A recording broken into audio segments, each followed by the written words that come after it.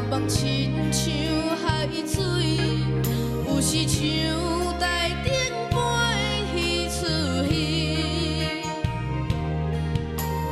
看着爸爸为阮打拼赚钱，毋捌将辛苦挂踮嘴边。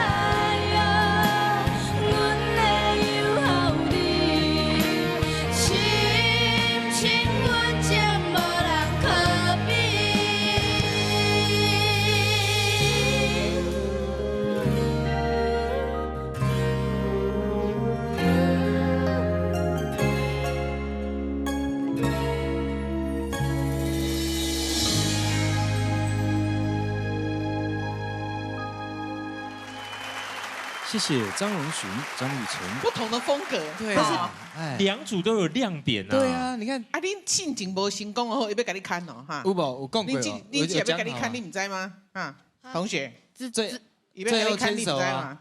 知道，知道啊没关系哈。嘿啊，好，好啦。你看你人给你看，你那边不是讲要头里面给注下的，安尼。我不爱去，我不爱去啊。姐姐牵你有什么？你看人家那一队表现的多好。对啊，哎哎，你哪来讲啊？人这有他的个性啊。对啦，对啦，这没有什么好坏啊。但是我个人也是非常欣赏母女档，对啊特别是女儿，女儿哇，女儿跳得很用力。点起来，人家这样，他都要这样。妈妈说我不可以跳输她，所以哦，原来是安那尼。来听老师安怎讲，好不好？建伟老师，请讲评。好哦，我觉得两个表演都好好看哦。就是一家人的这个演出，让我觉得他已经越来越精进了。如果说有下一届的话，不知道会到什么程度，因为之前都是个人跟两姐妹啊、夫妻啊来比，然后现在感觉一家人已经变成一个微型唱片公司了，里面有经纪人，然后还有编舞，然后整个端出来是一个完整的表演。今天就是年纪小的表演好成熟，然后年长的表演就是好可爱。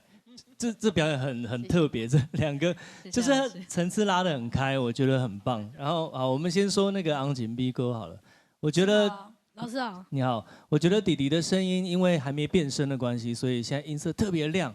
然后姐姐的音色呢很温柔，就是在这样的这个互补一刚一柔的这个表现上面啊，然后再听这样子的。这个讲父母、讲恩情的这种歌曲来讲啊，我觉得哦层次可以做出不一样的变化。